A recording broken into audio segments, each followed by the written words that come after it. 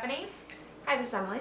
and today we are back with another book review called The Seven Husbands of Evelyn Hugo by Taylor Jenkins Reid. We got this book as book of the month a few months ago. I think it was my pick. Yeah.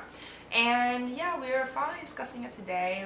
Want to talk about what the plot is about first? Yeah, sure. So the story itself follows an up-and-coming journalist, Monique Grant, and she is suddenly given the opportunity of a lifetime to interview this impeccably famous and well-known former 50s movie star, Evelyn Hugo, who is kind of like remnant of the previous stars like Elizabeth Taylor of of the real life timeline, and of like Marilyn Monroe in that particular era. And as the story kind of goes and they start having this interview happen, she finds out a lot more about, and the reason why Evelyn in particular is an interesting character in the story is because during this interview, it's very exclusive because Evelyn Hugo has actually never really given a personal interview to anyone, and not only is she giving Monique this chance to talk personally about her life and the reason why she's had 7 husbands,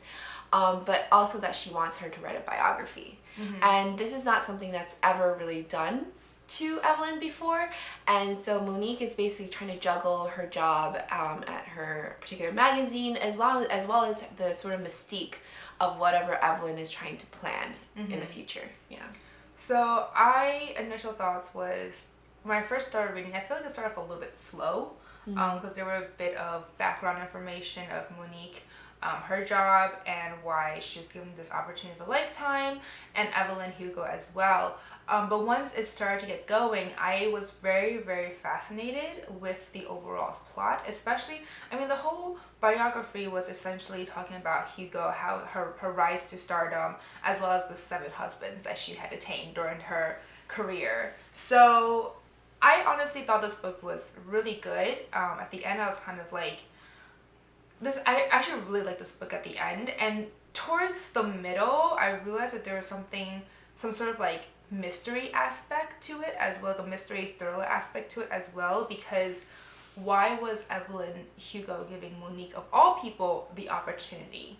So you kind of, towards the end, you started realizing like, okay, so like, I feel like this was actually supposed to be like in the spoilers, but like, this is not a spoiler. I think this is actually in the plot of the synopsis, but I personally didn't really like click that until like the middle of the book, and I was like, oh wait, I think there's like, what is this reasoning? Because like throughout the book you see Evelyn kind of going like, oh, towards the end you might not really like me or something like that. But anyways, Yeah. Is that a spoiler? I don't know, that's a spoiler. No, I don't think that's a spoiler. So for me in general, I really like this book too. I think it's a type of interesting book because it's like definitely commercial fiction, but it also touches on a lot of like really big themes as to what it kind of means to be like a woman, an ambitious career woman now versus like back then, because Evelyn kind of not just that, but also like the celebrity life versus like a normal life. Yeah, that's true. And then like you kind of like figure that you always knew from the very beginning, at least I did, that I was not gonna like Evelyn much for her morals.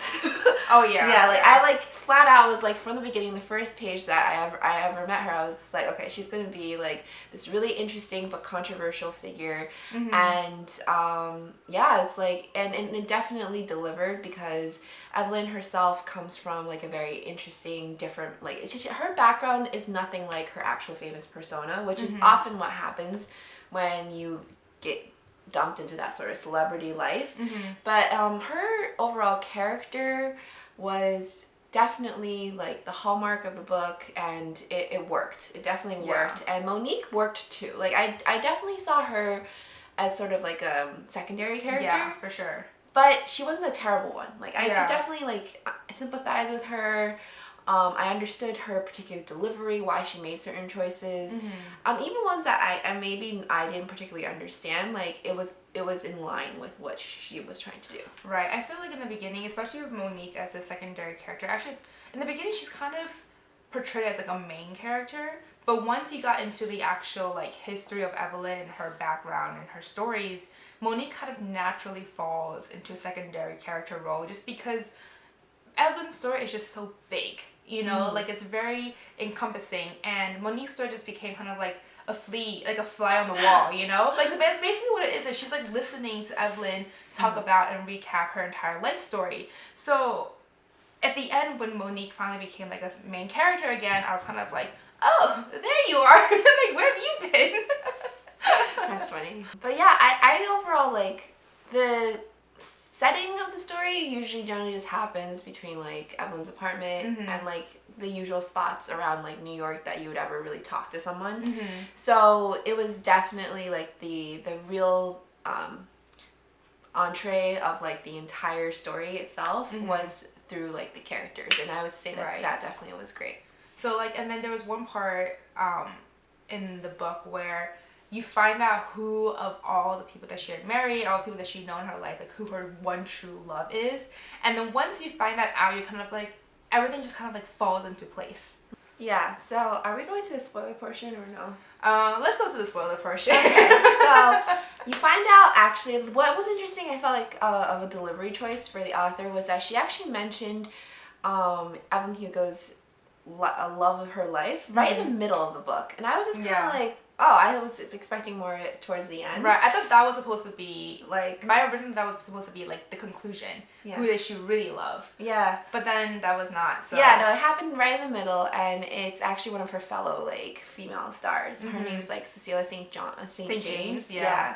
And she actually turned out to be, again, like, well, I guess we could just use it, but, like, lesbian.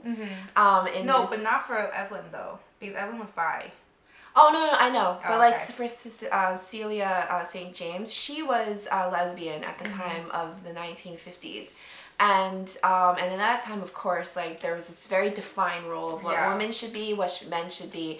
And it was very, like... And the role of homosexuals at that time, too, was very, very, like, strict. Yeah. So... Yeah. And then, so, like, in that case, as you said, Evelyn was bi. And I feel like... Even to today, there's like a different type of conversation that happens among bi people versus like the generally like singularly homosexual community who are only like same. Yeah. And so like in this book, it kind of touched on that a little. Like she herself always played up the idea that like she was very much like in love with men, and like she was in love with men, but like there was this particular interview where even Monique as an interviewer was just kind of like, oh, so you're definitely like gay, right? And she's like, no, I'm bi, like that's like, who I actually am. No, she's like, don't put these labels on me, you know, like don't put an inaccurate label. Like, and then don't fit me in this little box of yours, something like that. So she kind of like, and Monique was like, oh, I'm so sorry, like, and she thought that she messed up or something, so. Yeah, because like Monique herself as a character was biracial. So she's actually of two different sort of like I guess social continents as well, while like Evelyn Hugo obviously had to not only deal with fame and the entire scandalous nature of it all, but she also had to deal with it in a very shadowy, shady type of way because she couldn't reveal who she really was. Right. I think Evelyn Hugo, there's also this like motif through the story where like it is a discussion of like who is Evelyn the person and who is Evelyn the actress, because there wasn't any more of like a separation between them. And I think even for her, when she was like being interviewed by Monique, she discussed how like hard it was for her to be honest, because she's always been playing a role. Right. Like her life was basically a role for her to play. Yeah. Because I mean, Evelyn grew up in like a very poor background. She was a daughter of immigrants who had to start over in New York around that same period of time. And not only was she just an immigrant, she also wasn't a white immigrant. She was Cuban. So she was Spanish. No, she's not. She's black. Monique? Are you Monique or Evelyn? Sorry, I was... Oh, Evelyn. Yeah. No, I'm talking about Evelyn. Evelyn's not black. Yeah, no, I thought about that now. I was thinking Monique, but... Yes, you're right. Yeah, she's Cuban. Okay, so Evelyn started off as a daughter of immigrants, Cuban immigrants, not even like white immigrants, which at the time made a huge difference in terms of her success in Hollywood. And her class status too. Yes, definitely. And so like she actually, in order to even succeed as a young starlet, she had to sort of work her way around men of like within her neighborhood to get to be married to someone who actually would take her over to Hollywood. She couldn't even like step on her own and like drive a car to go there. She had to like marry someone to do that. I mean, at that time and age, also like the role of females and males were very clearly separate worlds apart. Yeah. That at that time, even if she wasn't Cuban, I don't think she could have done that anyways without the help of a male. Yeah. But the fact that she was Cuban, you could definitely have read more of a struggle. Yeah, and you could have read in like the overall like story that like when it came to figuring out roles for her when she wanted to become a movie star, it was hard. Yeah. It was really hard because they were like, well, you're not like blonde and you're not like you do have like the boobs, but like she's an all boobs person. Yeah, and then you kind of like had to wonder because like when I was reading this, I was like, yeah, a lot of the things that they were asking for were ludicrous because it was kind of like I guess the nature of how like body types work, right? I was just like Hispanic women very generalizing, but like they tend to have like the curves, right? Yeah. Or like whatever. But then like you also want them to be blonde and then also have blue eyes. Like how what are the chances that you're gonna meet so many people like that, right? Right. So like I think while reading this story, it actually made me reflect like, wow, beauty standards are like extreme like back then. So for Evelyn Hugo, she not only had to play the role of a blonde like American woman, but she had to get rid of her accent. Which is one role for her to play. That was one layer, right? One onion layer. And then she had to like conceal her sexuality and then conceal like one of her first husband was very abusive, so she had to also hide that. It was just like every single like husband just added another layer of like secrecy. Deception on her until I feel like at the end of the book, I couldn't help but realize that like despite all her fame and fortune, I'm not really sure if I really would want to trade my life for hers because felt like she actually had no idea anymore who she really was and who she was supposed to play anymore. And like that's true. It was just like her fame and fortune was kind of compensation for that loss. Yeah. I mean, I feel like in that kind of, especially in that time and age and with that kind of career, it's very hard to be true to who you are because you have some people judging you, you know? And especially so in that like the 50s and 60s where the role of a female, the role of a non-white person was more clearly defined. I mean, even today it probably is, but like at that time period it was even more so, you know? So like for her to really like succeed, she really had to step on a lot of people. She had to really compensate for her morality, her ethics, just so she can get to the top. And like even though I don't really agree with all of her choices, I understood her as to why she was, you know, making them. So I think there is this one line in the book I definitely remember really well, which was that she said that I did feel sorry for doing it, but I don't regret it. Yeah. I think that's a good way to sum up her entire life. Because it was like everything she did, even as a reader, you understood it was necessary. Like we, even it's like you understood that you had privilege to make choices. Like we don't necessarily have to become actresses in order to make a living, but she did. Yeah. Because like what else was she supposed to do? She wasn't heavily educated. She didn't really have those opportunities. Right. And then like afterwards, as that like went on and on and on. So, but yeah. So that's basically our review for The Seven Husbands of Evelyn Hugo, or Hugo.